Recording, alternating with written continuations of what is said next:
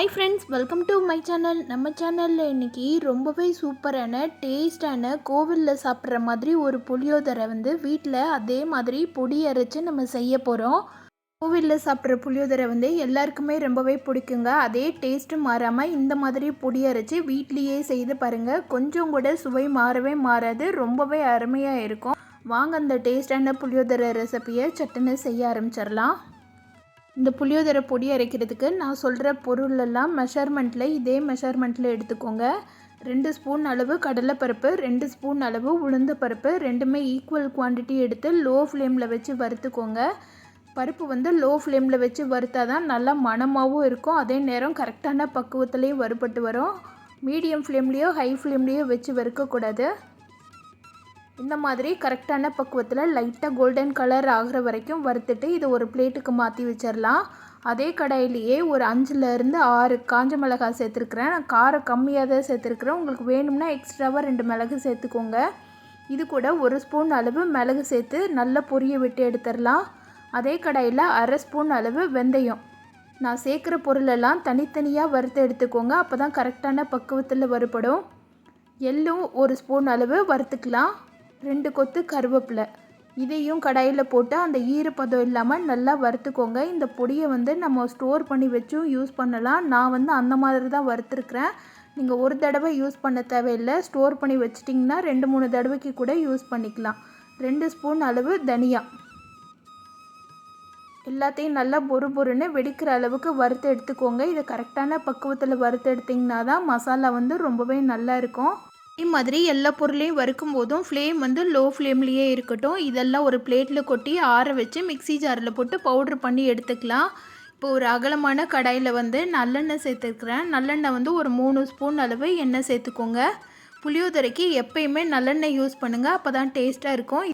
இது கூட 1 ஸ்பூன் அளவு கடுகு போட்டு நல்லா பொரிய விட்டுடுங்க. கடுகு பொரிஞ்சு வந்தோடனே 1 ஸ்பூன் அளவு கடலைப்பருப்பு சேர்த்துக்கலாம். 1 ஸ்பூன் அளவு உளுந்து பருப்பு சேர்த்துக்கோங்க. முழு உளுந்து இருக்குல்ல, அந்த உளுந்து சேர்த்துக்கோங்க.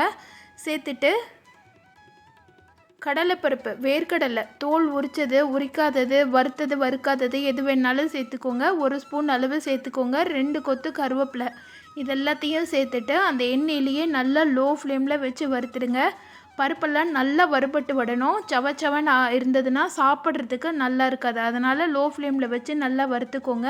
இது கூட ஒரு கைப்பிடி அளவு முந்திரி பருப்பு, ஒரு 10லேருந்து 15 முந்திரி பருப்பு சேர்த்துருக்குறேன். காஞ்ச மிளகாய் ஒரு 6-7 காஞ்ச மிளகாய் சேர்த்துருக்குறேன். காஞ்ச மிளகாவை கில்லாமல் சேர்த்துக்கோங்க. அது மாதிரி முந்திரி பருப்பும் உங்களோட ஆப்ஷனல் தான். வேணும்னா சேர்த்துக்கலாம், இல்லைன்னா ஸ்கிப் பண்ணிவிடுங்க.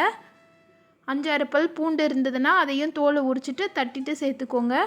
இது பருப்பெல்லாம் நல்லா வறுபட்டு வந்தோடனே புளி ஒரு 3 எலுமிச்சம்பழம் சைஸ் அளவு புளி கரைச்சி வச்சுருக்கிறேன். அதை இது கூட சேர்த்துக்கலாம். 2 டம்ளர் அரிசிக்கு 3 உருண்டை அளவு எலுமிச்சம்பழம் சைஸ் அளவு புளி கரைச்சிக்கோங்க. கரெக்டாக இருக்கும். நம்ம நார்மலாக புளிக்குழம்புக்கு 1 உருண்டை போட்டோன்னா புளியோதரைக்கு 3 உருண்டை சேர்த்துக்கோங்க. அப்போ தான் அதோட மெஷர்மெண்ட்டும் புளிப்புத்தன்மையும் கரெக்டாக இருக்கும். இது கூட பெருங்காயம் சேர்த்துக்கலாம். தூள் பெருங்காயம் சேர்த்துருக்குறேன். 1/4 ஸ்பூன் அளவு மஞ்சத்தூள் சேர்த்துக்கோங்க. இந்த புளிக்கு தேவையான அளவு உப்பு சேர்த்துக்கோங்க. சேர்த்துட்டு எல்லாத்தையும் நல்லா கலந்து விட்டுடுங்க. இந்த தண்ணி நல்லா தலை கொதிச்சு வரணும். புளி கரைக்கும் போது ரொம்ப தண்ணி ஊற்றிட வேண்டாம்.